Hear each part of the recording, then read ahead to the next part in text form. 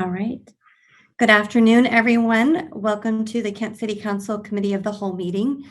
Today is Tuesday, March 24th, and my name is Tony Trutner. I am the council president, and we are coming to you remotely for this particular meeting. So moving on in the agenda, Kim, could you let us know if we have everyone today?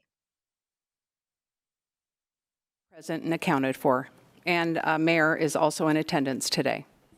Great, thank you. Are there any changes to the agenda from council administration or staff? No changes. All right, thank you. Moving on, we will start with department presentations. And the first presentation, I'm going to turn the microphone over to Michelle Wilmot to talk about the Lodging Tax Advisory Committee.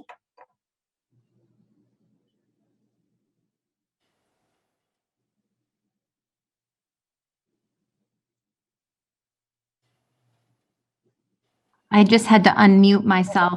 Council members and mayor, can you all hear me? Yes. Great.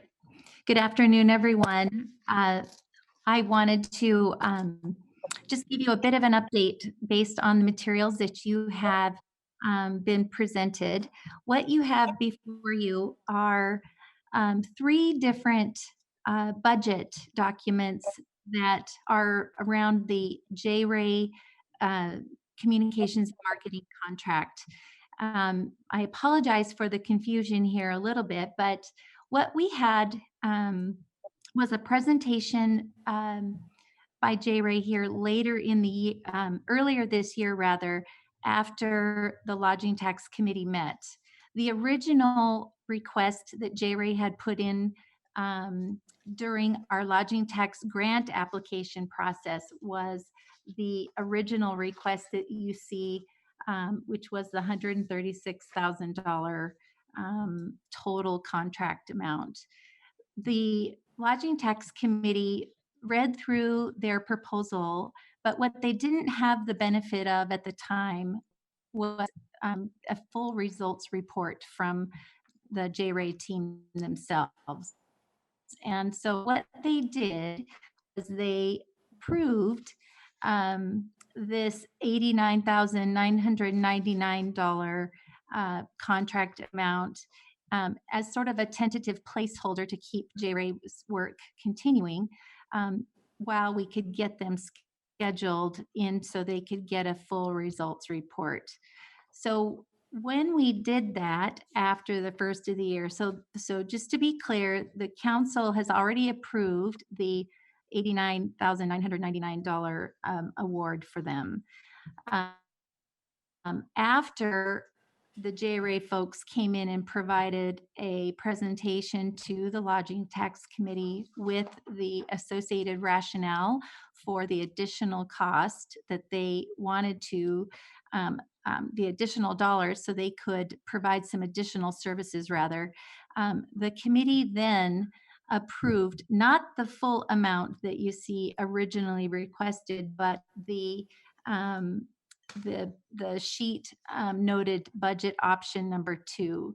So what you'll see of these 3 pieces of paper, what we're actually requesting your approval tonight is approval of the budget option number 2, which is an increase of just a little over $15,000 from what was already awarded. And you can see on this document there is some enhanced services by priority that are in addition to all of the tactics and services that are noted on this sheet that is titled where it says approved, where the $89,999 amount is.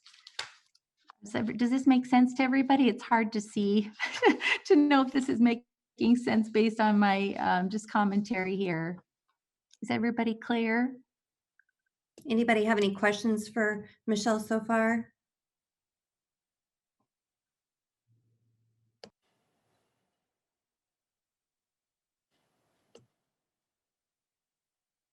All right. Okay, great.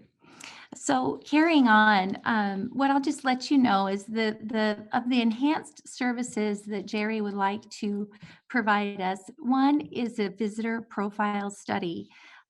They have developed our visitkent.com website for us. They developed that back in 2017, and we have never done any sort of study to see who is coming to our website, what and this is not just sort of a Google Analytics study, but it's more of a look at what are people looking for when they come to our website, what are they coming to Kent for, what are they doing while they're here, and what do they expect to find when they're here in Kent.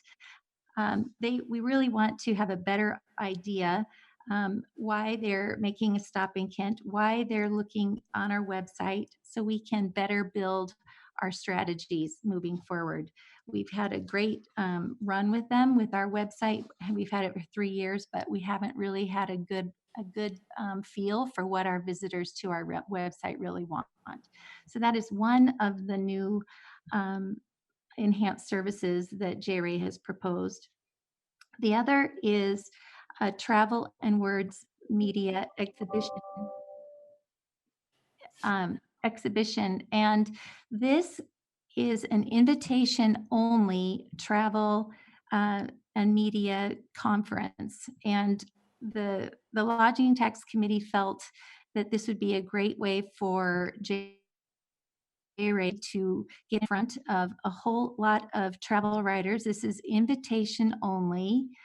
Kent was invited to participate, and wow, that $8,000 looks like a lot of money. The majority of those dollars actually get you a place at this conference as a large sponsor, and it also gets 2 half-page ads in a travel in the Portland Monthly magazine. So there is a significant media buy that is included in this. In addition, besides these print ads, there's also a digital campaign that will span for quite a period of time. Unfortunately, this conference was scheduled to take place in May, and it is on hold given just like so many other things are. But the committee opted to support this, and we do have a spot reserved for Kent to take place in this invitation-only event. And the other 2 items are the Washington Tourism Alliance membership and a PR Newswire media relations item. Both of these things allow us to absolutely enhance our media reach when it comes to utilizing PR Newswire.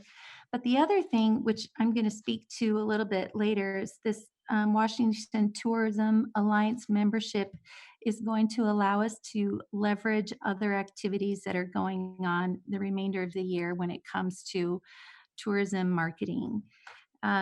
So that is sort of a rundown of the items that the group is asking for as far as an additional dollars to support. The other activities are outlined on this sheet titled Approved, if you want to look at more, and I'm happy to answer questions about that. But given what's happening with this crisis, we've also gone in and had a look at some strategies moving forward, which I want to speak to you about in a little bit, but I wanted just to make sure you don't have any questions before I move on to that. So does anybody have any questions for Michelle so far?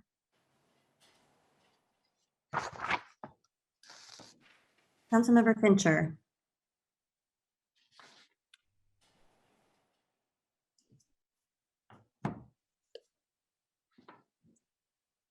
Councilmember Fincher, did you have a question for Michelle?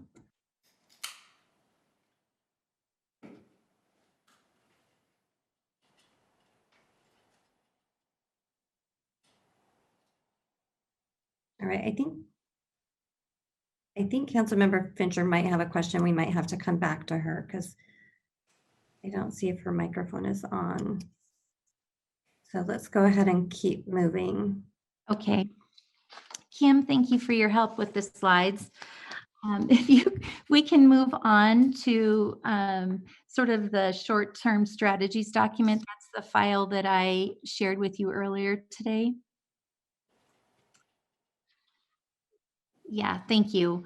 Um, just yesterday, Bill and I had a call with our team at JayRay in light of this crisis that's happening now. And we have so much of our strategy is around Kent's very excellent and diverse food opportunities and food and dining destination restaurants. So we wanted to get on the phone with them right away to discuss how we can adjust our strategy to be relevant and not tone deaf in light of everything that's going on. We know our restaurants are struggling horribly right now.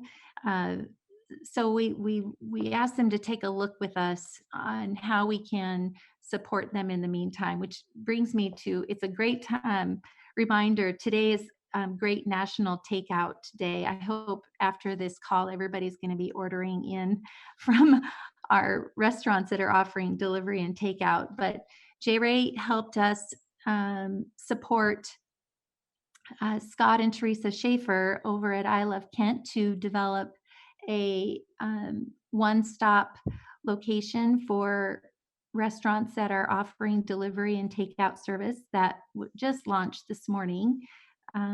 They looked at all of the restaurants that we've been featuring on our Visit Kent site, as well as reaching out. We reached out to those folks at Kent Station, at the Chamber and the KDP, as well as the Marketplace at Lake Meridian and Great Wall Mall, to try the best of our ability to get the those that are offering restaurant service on a delivery basis anyway, to make sure they're included on this site. And everyone has been excited to promote them and really try to work to make sure that these restaurants can weather this crazy situation right now. So that is just one instance where they really stepped up today and yesterday to help us put this together. What we're looking at doing now, so these strategies were just developed yesterday. They're not set in stone, but it's just in a picture of some of the thinking that we're looking at pursuing as we move forward. We're going to be really trying to amplify any and all posts that we see from other restaurants that are open right now. Also, what we're looking to do is do some storytelling. What our team tells us is that people really want to hear about the people behind these restaurants and what's happening and how people are stepping up to help each other out. And while we don't have a ton of data collected yet, I know that there's more out there, but we do have folks like Dion Dittmar at Airways Brewing and Jerry Goldberg at Manini's Gluten-Free Foods, who have offered to provide help and assistance and help support others who are struggling when it comes to this crisis we're dealing with right now, whether it's in helping families in need or just providing some support in how they're managing to keep their businesses afloat right now. Those sorts of folks are willing to share and share their stories about how they're helping out each other. That's something we really want to look at focusing in on as we move through this crisis and hopefully through the other side. You'll see there's some other collaboration opportunities on this page too, that we will garner with the Washington Tourism Alliance. There is lots of different campaigns that the Washington Tourism Alliance is focusing in on now. And as a member, we will be able to showcase Visit Kent and Kent companies on that website as well. Kim, if you can go ahead and change, thank you. Some of these other strategies that we're looking at, I don't know how it all works. We're going to get really good at this, I think, when it comes to this virtual activity on online and on social media. But they're looking at virtual food and activity pairings. They've, already talking to Dion at Airways Brewing about this, creating some profile photos for use on social media, and then some other activities to get the community involved in some of these things. Social distancing activities of the week. I know this is likely changed given our given the governor's announcement that we need to kind of steer clear of our parks and what have you. That's why this was tentative as we developed it just here last night and this morning. But they're really looking at trying to be creative in how we can support the restaurant industry as we move through this crisis. They have already went in and updated our Visit Kent website with some COVID-19 advisory information, and are continuing to keep that as updated as possible, looking for ways that they can support businesses, whether it's through order to go or delivery, gift cards, etc. And then you'll see just another couple of examples of how they've been helping amplify the project that we worked on with I Love Kent. This is super helpful in putting this together. And in being able to do this, it's just really helped me and Bill be able to do some one-on-one business outreach, is what we've been focusing the last week on, is just to hear from our business community how they're faring through this, so we can direct them to the resources that we know of that are available, and be able to better answer when we're on calls with our regional partners as to what the business needs that we're hearing are. One of the things that JayRay's also talked to us about is thinking ahead and how we would look at what this looks like in the future. And while we're here from our partners, and we hear from every consultant that we've talked to, everybody wants to look ahead to what recovery looks like. And we all really want to do that. Bill and I cautioned them on what we're hearing from our business community now, is that it's just very tough. Everybody's sort of in the middle of the storm at the moment, but at least planning ahead and looking to how we can support our business community and our local eateries and entertainment options. When everything comes back online, we'll be ready to go at that point. You'll just see here, there's a couple of more examples of sort of how they're thinking they can really support our efforts as we move through this crisis, and as we get towards the other end of what recovery looks like.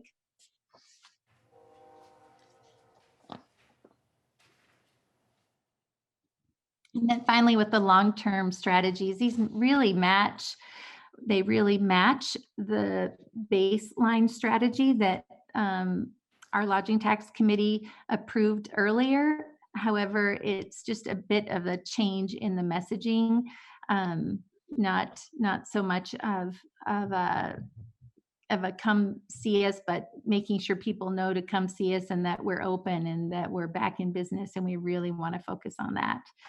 One of the things we're looking forward to doing here in this later this year is a Kent Restaurant Week, and we have multiple partners involved with that, with Kent Station, Dion at Airways Brewing, Kent Downtown Partnership, even Joe Galarza at Mediterranean Breeze. They are all leading the effort to put together a restaurant week for us. And as we move through this crisis, we're thinking that this is going to be more important than ever when we get through the end of this crisis, whether it's in the fall or the winter. But we've got a really great story to tell when we get through the other end. And if we can all really support our restaurant community and business community, and now and until we get to the other side of this, we've got a strong team of people willing to support this Restaurant Week effort, and some great people on the ground that are building it from the ground up. Visit Kent, obviously looking at all of the different messaging as far as what is a new normal looks like. hearing what our visitors or our when we do our visitor profile study, hearing what they're saying when they're coming back to Kent is going to be really helpful as we refine the strategy moving forward.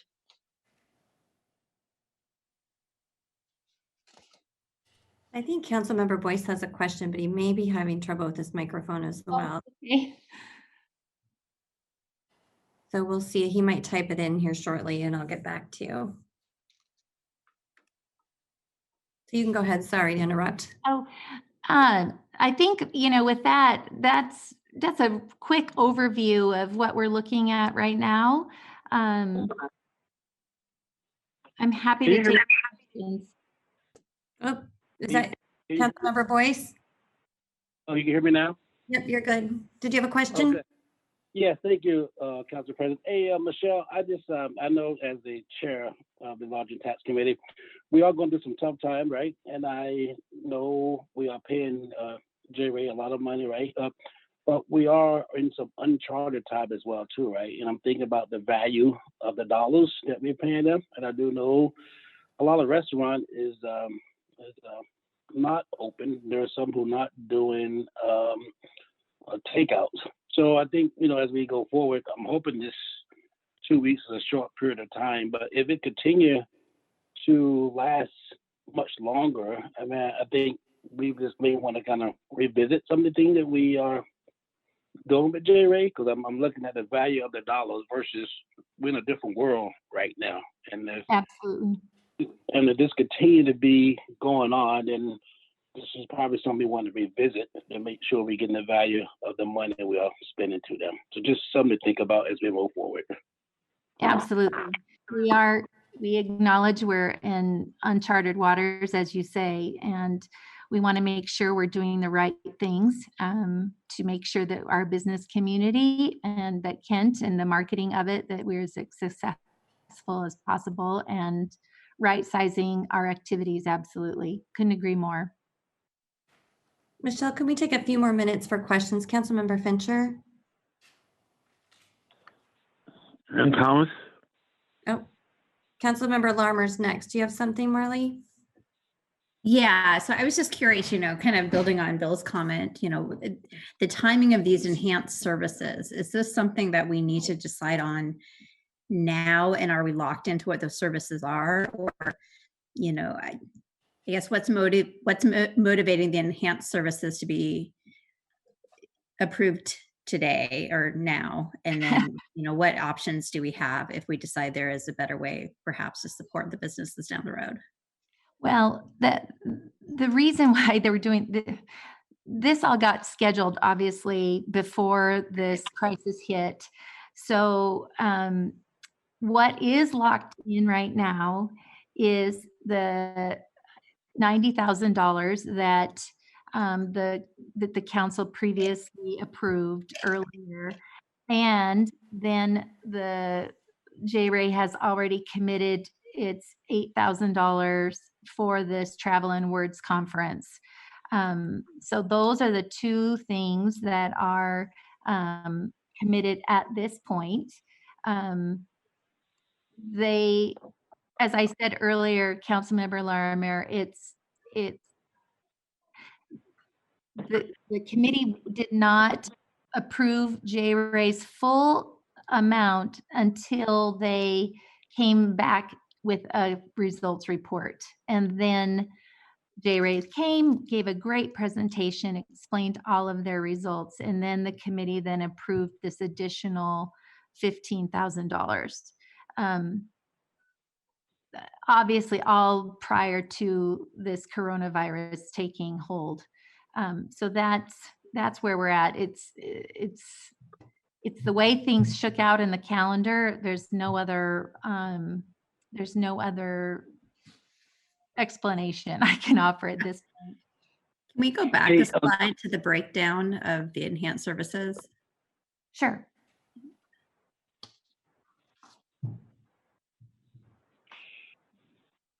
Okay.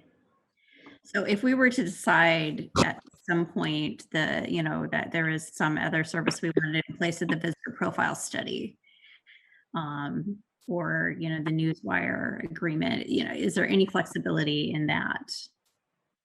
I think that there is, absolutely. Can I make a comment real quick? Oh, yeah, go ahead, Councilmember. Hey, I just want to make it clear. I mean, the committee, Margin Tax Committee, worked hard to look at this year, right? They approved this year based on what we saw with JayRay. I'm just saying that, I don't think we need to change anything now. I mean, we're just in an uncharted time, right? So I think we need to kind of move forward as is. I think the Lodging Tax Committee will be meeting here pretty soon.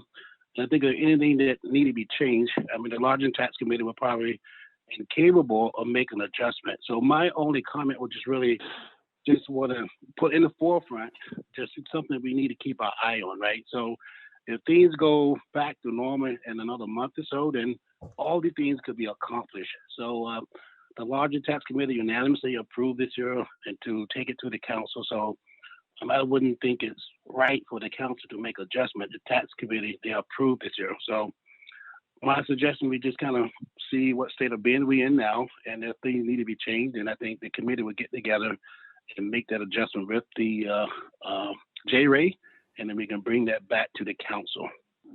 Thank you. Thank you. Councilmember Thomas, did you have a comment or a question?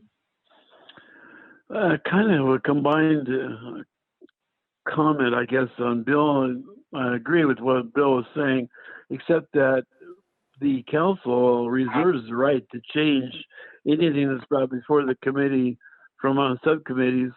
But I understand where you're coming from this, and I'm with you. I just wanted to say that we do have the right to change things. Is this a motion that can be put off, tabled? Or does it have to, it's kind of like Marley's question, does it have to be done today? The Lodging Tax already approved it to bring it to the council last. So, I mean, we have done numerous of these, and you sat on the committee, right? So just because we in a difficult time, that's why we questioned this year, right? So if we wasn't in a difficult time, we probably wouldn't be questioned this year. All I'm saying is, my thing is we move it forward. If there are adjustments need to be made, let the Lodging Tax Committee do their work, right? And I'm right. Let's agree with you that the council do have authority to do that. I don't recall the council ever not approving this year. Just going to be in a tough time with the economy and this coronavirus. I don't think there's any reason why the council should not approve it. Let the tax committee do their thing, and if need to be, they'll bring it back to the council. I can recall something coming up from the land use committee that we changed, and they were pretty upset with us for doing it. But in this case, I would agree with you, Bill. Let's just go ahead and under your supervision of that committee, I'll go along with this then. And this Thanks, is money, correct me if I'm wrong, but this is money that's already in the committee already has to disperse. They're just giving additional grant money. Is that correct? These are dollars out of the Lodging Tax Advisory Fund, or the Lodging Tax Fund. Yes. Right. You're just giving them additional money. So it's money that's already in that. Yes. It's in the budget. Yes, that's correct, Council President. Perfect. Thank you. Councilmember Larmer, did you have additional questions or comments? No, and I'm fine moving this forward. I mean, it sounds like we have the flexibility to make changes to the plan. I think that was my concern, was more like, are we locked into, these particular line items if in 2 weeks we decide that we want to use that $15,000 in a different way? And it sounds like the Lodging Tax Committee would have that flexibility. That is right, Marley. That is correct. Yeah. And I feel a lot more comfortable when I know that Bill's there kind of watching over that, Read. All right. So I know Councilmember Fincher has, he's got a comment. I don't know, Kim, are you able to unmute her? Yes, I did. So she should be able to, she's unmuted now. Okay. Hi, thank you. Yes. I had just a couple of questions that I wanted to ask, and it's not affecting, do let it go and change later or now, but I just wanted some clarification on the tastemaker section. I really like that part. It sounds like it's going to be really good. But I wanted to know if we could get a little more information on how that's going to, what is that going to be like? And then also, bloggers, how are the bloggers chosen? Are they going to be from the Northwest, from across the country, the travel bloggers? They will do, as far as the bloggers go, JayRay makes a pitch out to tourism-focused bloggers and food writers. What they've typically done is look to bloggers that are up in the British Columbia and Eastern Washington and in Oregon to get them to write and get their readers to come up to Kent. Having overnight stays is critical for some of the committee members on our committee, and we see a lot of overnight travel, especially with the Thunderbirds. I know that that is not, I know that that's totally changed right now, but we look to have those writers come from outside of the area. So they are regional, not necessarily local. They pitch them, and then when they pique the interest of these particular writers, they then put together campaigns and food and travel experiences for them to experience when they come to Kent. Our hoteliers have been great about hosting these people. Our restaurateurs have been fabulous about inviting them in and providing complimentary meals so they can then have a great experience to write about. Okay, thank you. And then one more question. As far as 3 seasons, not doing it during summer, is that because people are already traveling during the summer? They made their plans. Why did we choose not to do it during the summertime? Well, what we try to really focus on is when our hoteliers really need the business. Now, this is shifting, obviously, because they really need the business now too. But in the summertime, our hotels are packed. So we really tried to meet the concerns of our hoteliers on the committee by really trying to get people here on shoulder and less seasons. I heard there's some real good rates over at the Econo Lodge. And then one last question. The volunteers for the Kent Food Trails video, are they going to be from Kent? Are you putting out a call to Kent folks, or they're just models that are regular real models? Well, and I think Councilmember Fincher, the video part of this is what did not get approved. That was on the requested amount that JayRay asked for at the $136,000 proposal. That was not included in the proposal that the committee approved as far as the $105,000 one. So that's something that we're not going to get in this proposal this particular time. Okay. But I love it. If we did any, we should definitely have them be local. Agreed. Yes. Great. Do we have any more questions or comments for Michelle? Not for Michelle, but Council President, could I ask, is Pat there or somebody representing a law office? Or Derek? No, Derek's there. I'm here. This is Pat. Okay. Oh, hi, Pat. Or Derek Derek, is either here one. as well. Oh, good. So we have never been able to accept votes and motions like this from afar. In other words, we had to actually be present in the chambers, or, you know. So do we have something in our bylaws, or do we need to change that we can electronically do this? Councilmember Thomas, first off, I want to remind the council that at the last council meeting, you suspended the rules to allow this meeting and future meetings of the council to be addressed in an emergency fashion, and this was the fashion that was contemplated, and I think that was part of the discussion. Secondly, Okay. secondly, I'm not sure. I did not attend the last meeting, so I appreciate what that comment. So that answers my question Okay, and concern. thank you. Thank you, Pat. Yep. Well, and in this Thank particular, you, Council President. you're welcome. Thank you for that clarification. And in this particular case, these things that we're talking about, we're going to be moving them on to the council meeting for the consent agenda. So this particular one is to increase the grant awarded for the economic and community development in the amount of $15,000 for the visit Kent.com website. So after this discussion, is everyone okay with moving this forward? Yes. All right. Yes. All right. Any concerns from anyone about not moving this forward? All right. Wonderful. We have made it through our first presentation. Looking on the next item of the agenda, we have payment of bills, which all of the council members have received in an email. So we will move that onto the consent agenda if no one has any questions.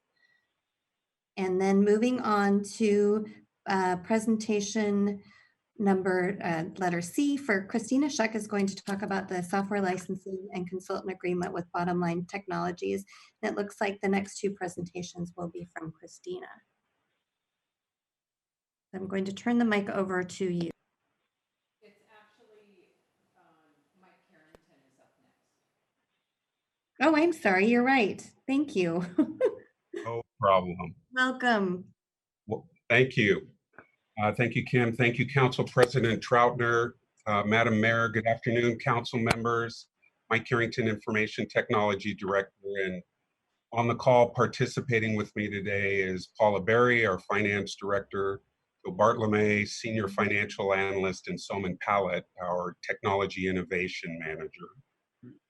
Thank you for your time this afternoon. For your consideration, we have a request to authorize the mayor to sign a contract with Bottomline Technologies to procure their Transform AP software solution. Transform AP will improve the way the city conducts the accounts payable process. Currently, staff process POs or purchase orders by way of two loosely coupled systems. First one is Oracle IPM for image scanning and verification. This system happens to be at end of life and slated for replacement in favor of Laserfiche by the end of this year. The other system supporting this space is JDE, our enterprise resource planning solution for the formal act of processing the PO or the purchase order. Transform AP will end up being a module within JDE that eliminates the need for Oracle IPM altogether. It supports invoice scanning and OCR technology or optical character recognition capabilities that significantly reduce the need for manual intervention and error-laden touch points by staff. It will serve as our primary system of record for this space and substantially improve audit control around the purchase order process.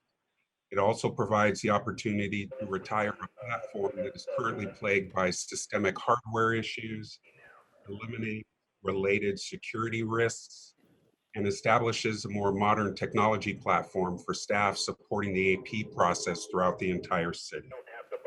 The negotiated agreement provides for a one-year term with annual renewals until termination. Total cost for acquisition, consulting, and implementation services, along with training and a modest contingency, is not to exceed $160,000. And budget will be allocated from the finance software lifecycle account. The targeted timeline has been set for completion by early September of this year. That, of course, provides that COVID-19 implications do not negatively impact that goal.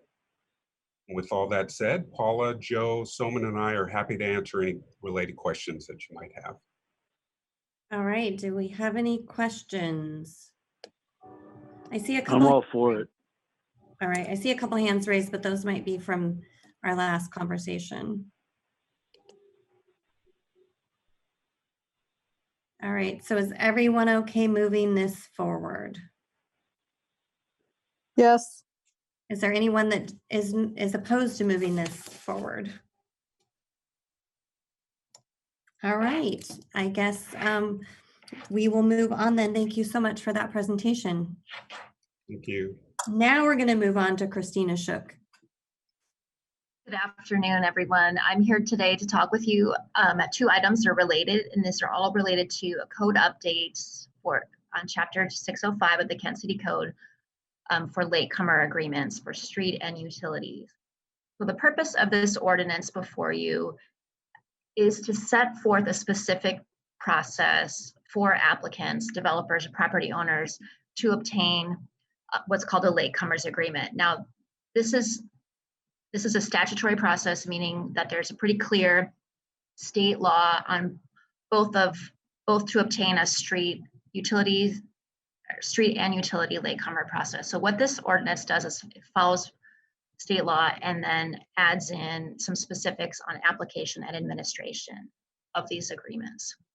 So let's talk. A latecomer agreement is basically a tool that allows a property owner or developer to be reimbursed for constructing street or utility improvements that are qualifying.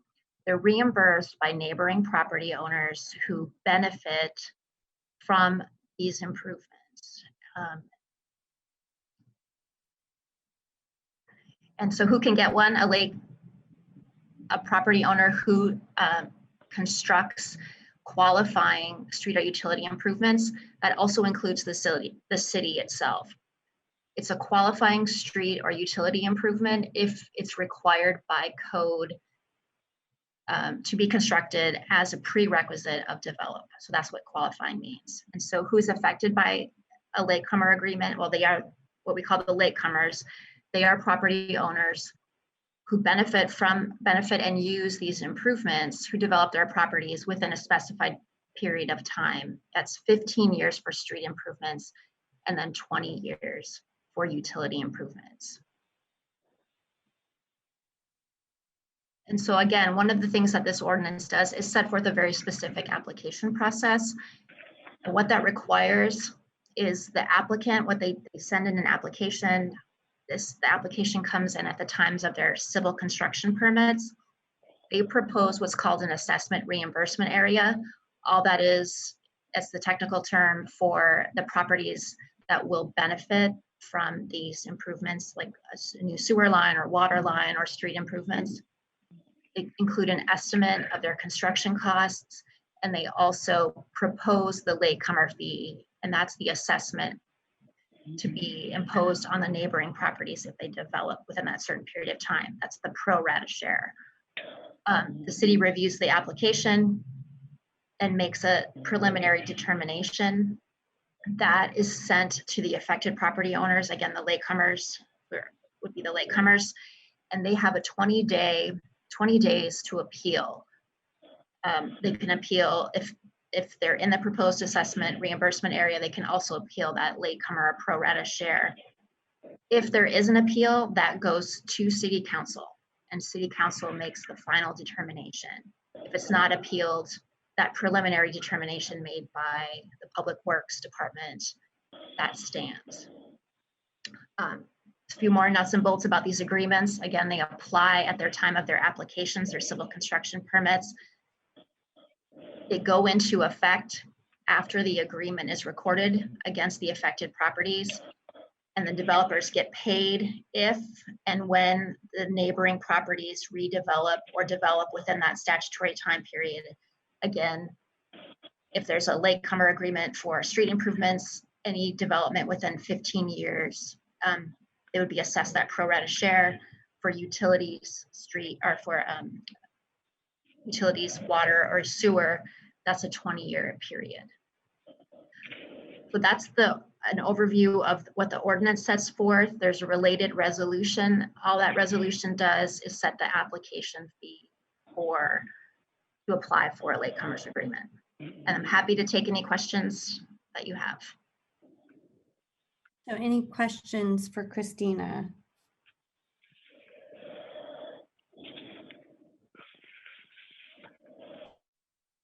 All right, so are we okay moving this forward to the consent agenda? Anybody have any objections? Nope, I'm good. Okay. All right. Thank you so much. And it looks like you are giving the next presentation. Oh, and that is all that, the next item was just the resolution that sets the application fee. So these are All right. all And- linked together. Perfect. And everybody's okay with that? Yes. All right. Great. Thank you so much, Christina. Thank you. All right, next we're going to hear about the 4th and Willis Roundabout. I'm going to turn the microphone over to Cheryl.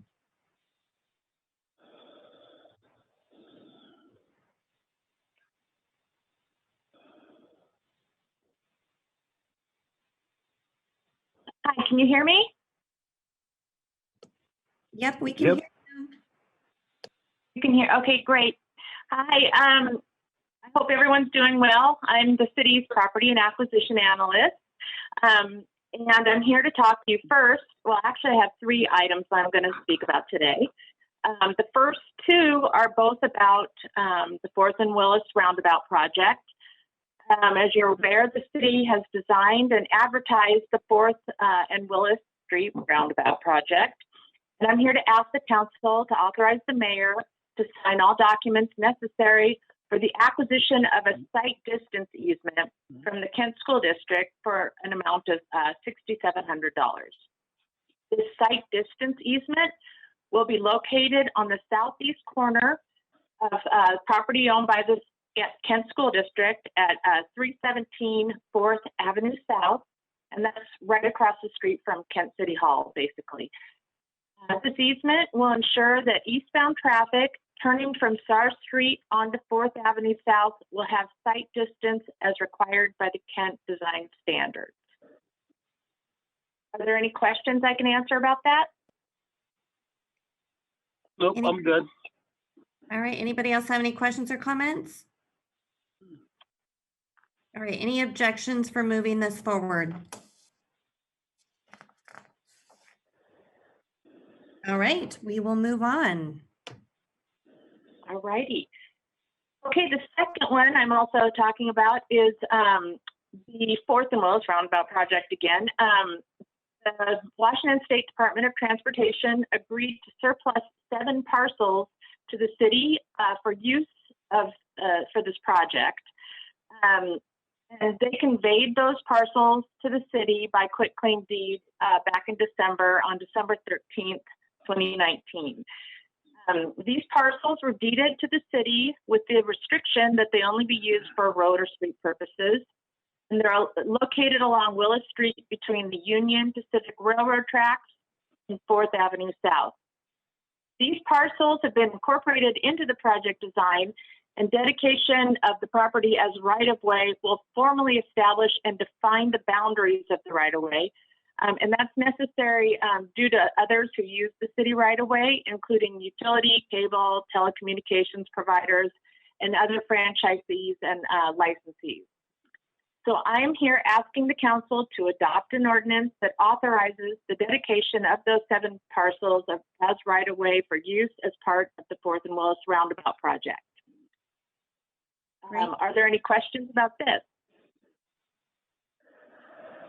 Anybody have any questions? All right, are we okay moving this forward? Any objections? All right, you're doing such a great job. Why don't you just keep going, Cheryl? All righty. The third item I'm presenting about is regarding the Mill Creek at 76th Avenue Flood Protection Improvements Project. And as I'm sure you're all aware, the area of 76th Avenue South has been one of the most flood-prone areas of the city. The city's Mill Creek at 76th Avenue South Flood Protection Project is to improve Mill Creek's conveyance capacity to reduce flood risk through the 76th Avenue South Industrial Corridor. The city has been in negotiation with several property owners for both permanent and temporary construction easements needed to complete this project.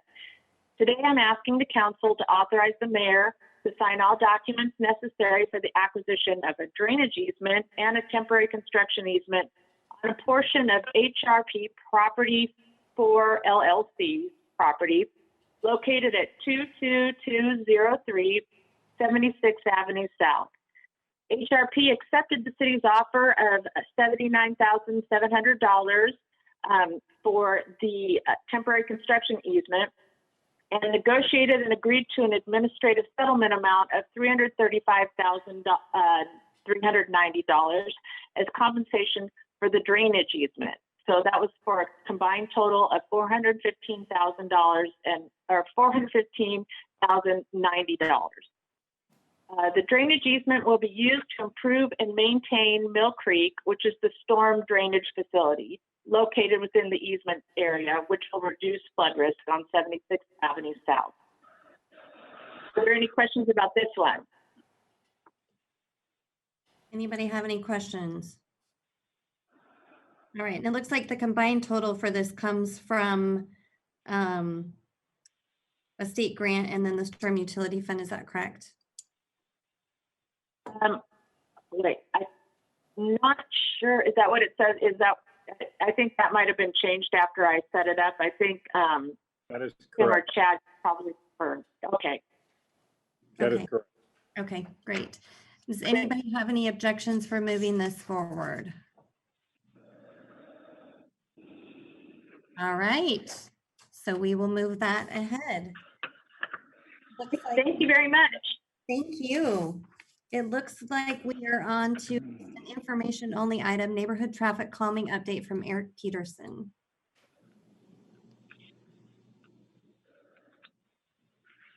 I'm sorry, Eric Preston. Are you ready to go? Hello, this is Eric. Hello, can everybody hear me? I can hear you.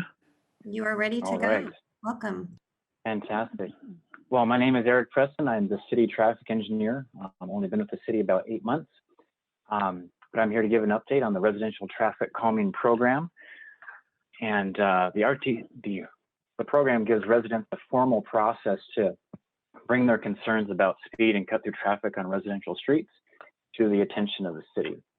The current program is based on 85th percentile speeds, which I'll get into detail a bit more later. But so this is me, my virtual presence. And since I haven't met many of you, the presentation will be in 2 parts. First, I'll give you a quick program kind of status update about how things are with the current program, and then we'll get into the proposed revisions for this program update. So the last update that you got on this program as far as its status was back in June of last year. Since then, there have been 16 new requests. 10 of those were in 2019, which gave you a total of 22 during 2019. So far, there have been 6 new requests in 2020. There have been, we've conducted 13 traffic studies so far, and all of them below the threshold for phase 2 action, which is 10 miles per hour over the speed limit. And by the way, our results, all the results of these studies are shared with the Kent Police Department, whether they are above the threshold or not. And so current requests are on hold, though, basically pending this program update. We plan to evaluate the current requests under the new program. Do I see somebody's hand up?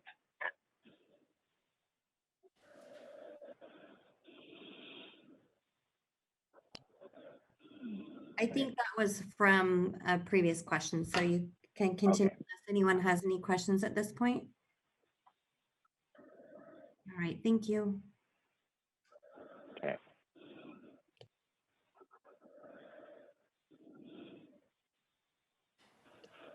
You can go ahead and continue. Yes, thank you. Nope.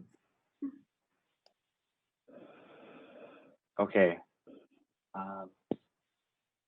So I'm just looking at the slide. If you have slide 4 with a map, that would be the next slide.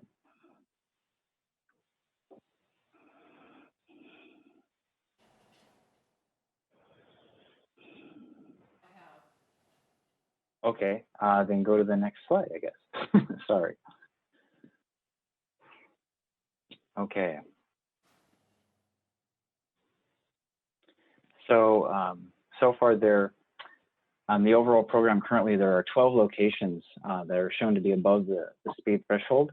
3 of those locations have a cut-through traffic concern, and right now there are 13 locations awaiting traffic studies. And the reason they are awaiting traffic studies is because we typically like to do traffic studies under typical conditions, things like snow and ice events. We like to avoid major holidays, spring breaks, pandemics as well. And so we typically like to count when school is in session to get a typical traffic scenario.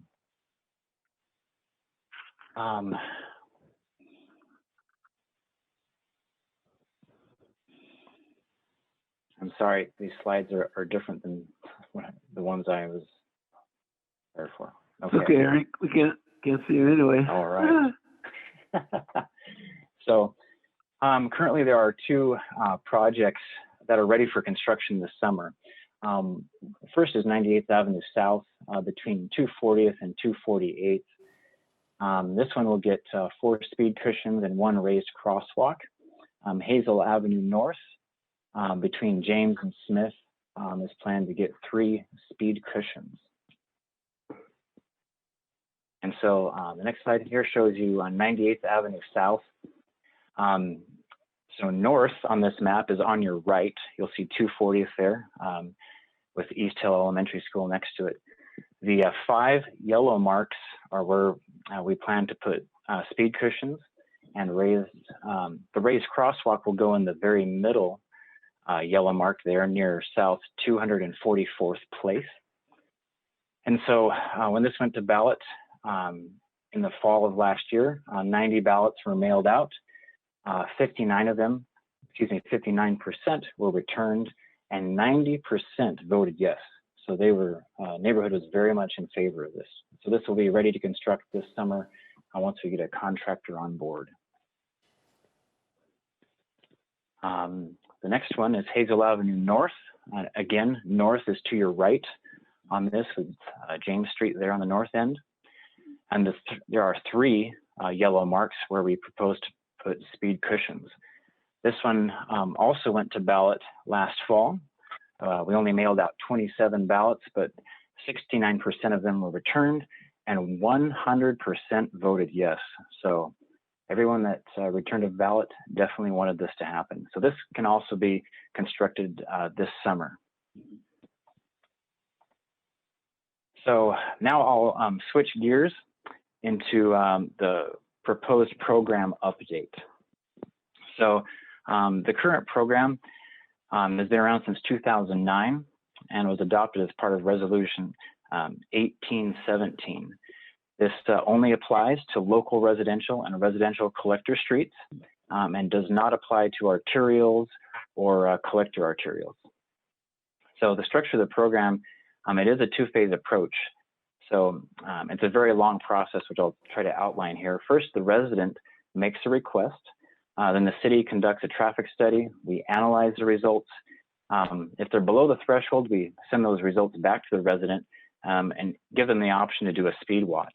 If it's above the threshold, we send those results to them as well, let them know, and we begin phase 1 outreach, where we meet with the neighborhood, we increase awareness, we implement non-permanent speed control measures. And after those are done, we conduct a second study. If the speeds are still above the threshold, we move on to phase 2, where we form a committee looking at engineering solutions like speed humps, traffic circles, and that sort of thing. If the neighborhood supports the design, then we move on to ballot and construction. And so as you can tell, this is kind of a long process. There's a lot of places for it to kind of fall off the tracks. And recently there have been very few results. We have not built anything recently until these 2 projects that I just went over. So the current program is based entirely on 85th percentile speed. And so the 85th percentile speed is the speed at which 85% of traffic is traveling at or below that speed. And so in this update, we wanted to see, to shorten the process. We wanted to get straight to the counts and straight to the evaluation and make a decision quickly, and really only consider physical devices rather than the non-permanent solutions. We wanted to consider other factors besides just speed, and I'll get into that here in a minute. We wanted to improve the chances of implementation, and to do this, to update the program, we looked around at surrounding jurisdictions, borrowing heavily from Seattle, Bellevue, and my experience in Federal Way. And so to get the program started, there are many ways the public can contact us. They can go to the city webpage, use a web form, mail us a letter, call us on the phone, send us an email, use the online citizen request form. We also wanted to get them engaged early and find a way to get consensus, right from the beginning. And so we wanted to be able to get contact from 5 residents of different addresses on the street, so that there's some early engagement and that sort of thing. Other factors we wanted to add in the data collection, we get average daily traffic volumes collected, but we also wanted to consider things like cut-through traffic. We want to look at the 5-year crash history. We want to look at pedestrian facilities. Are there sidewalks out there? Is this close to a school, a park, a transit stop, or is it on a school walking route? And then we wanted to award points for each category. And so the program update looks something like this. The table on your right is kind of the guts of our point system. And so under this, it would take 50 points to qualify to move forward with a physical device. And so as you can see, at 10 miles per hour over the speed limit, you get 50 points. So this would still qualify you for the program. The points next down, you'll see that the points for traffic volume vary depending on the functional classification of the street. And so a local street is meant to really handle not very much traffic. It's meant to connect you, to your home. People live on those streets. It's supposed to handle low volumes, low speeds. A residential collector handles slightly more speeds. And of course, when you get to, a higher volume. And then when you get to arterials, you have higher volumes and higher speeds. And so based on the expectations for the traffic volume that these streets are supposed to carry, we assign the points differently. You'll see points for cut-through traffic. If there's a severe traffic imbalance, if we have more than 2.5 times the traffic traveling in one direction than the other, we're going to give them 15 points. We look at the crash history over the last 5 years, and we award points for each crash. So you can see that the points increase with the severity of the crash. A property damage only or no apparent injury crash would get 3 points. And then as the severity increases, it goes 3, 6, 9, 15, and 30 points. For pedestrian facilities, we look to see if there are, sidewalks on the street. If there are no sidewalks, you get 5 points. Only on one side, 3 points. If is it close to a K-12 school, close to a park or a transit stop? If one of those is bordering the study street, that would get 5 points. If the street is on a designated school walking route, that would get 3 points. And if it's not, doesn't cover any of those other potential points, if it's just within a quarter mile of one of those, it would get 1 point. So the 2020 program update.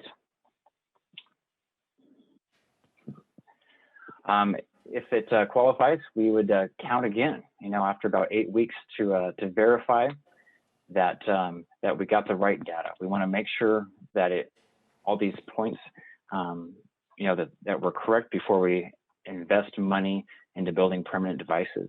Then we would schedule a neighborhood meeting at probably the local elementary school or library, make a plan with the attendees and discuss options for engineering solutions and possible locations.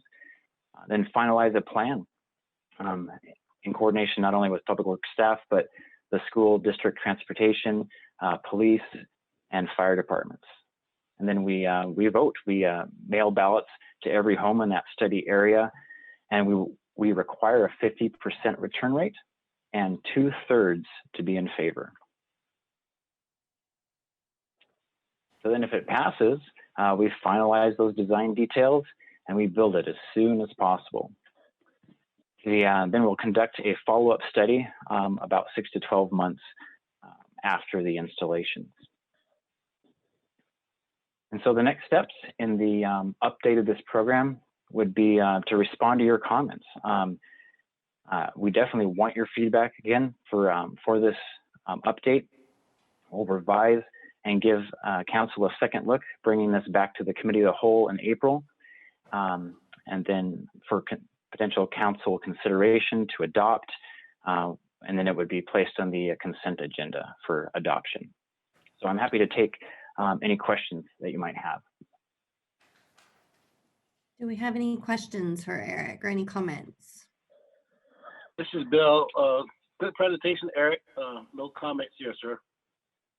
All right. Anyone else? I just want to say welcome I'm to the event. no, Go ahead, Les. I'm perfectly calm.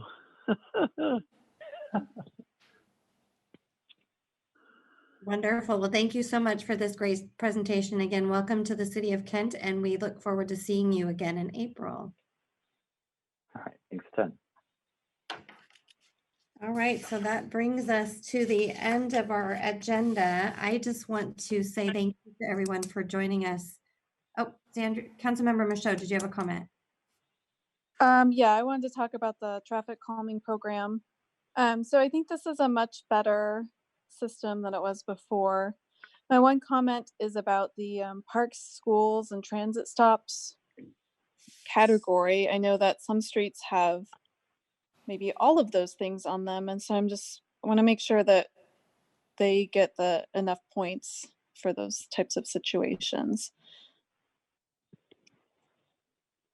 Okay. Yeah. The intent there was to assign them basically the highest point that it qualified for. If you're all three, you don't get all, I guess 9 cumulative points. It's just we just take the highest scoring criteria from this section.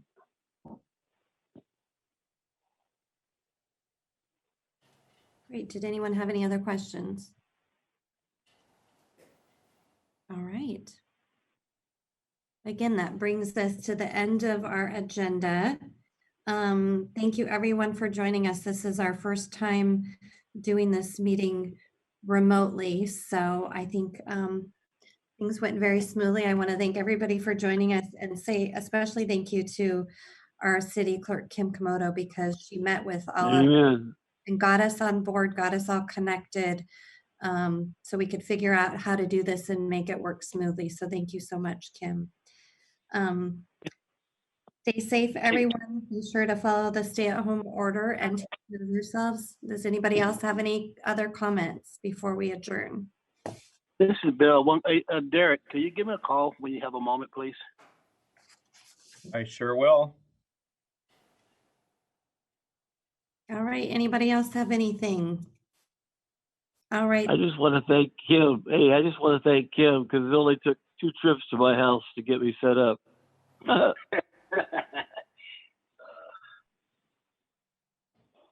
Well, thank you again, everyone, for being so patient during this process. Again, it's something new, and I think we're making it through all these things, and I just want to thank everyone for taking the time to be here this evening. And with that, the meeting is adjourned. Good job, Tony. Thank you.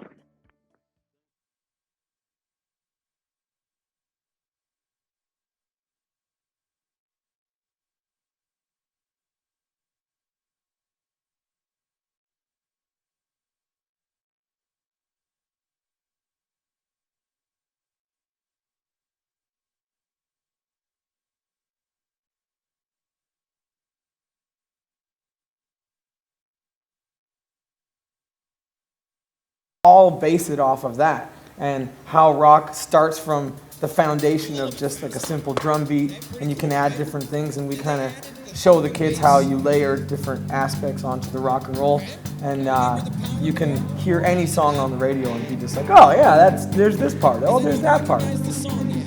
So today I know it's gigantic. So we're gonna form bands with these kids over the next couple days, and they'll learn how to actually play songs like "I Want to Rock and Roll All Night, Party Every Day." That's basically what we do. We just introduce ourselves to the kids usually, and then teach them how to play rock and roll. Okay, good. I think it's about creating an experience that they'll never forget, right? Whether, like, there's always that one assembly that you remember from school, right? That's like, man, I want to do that.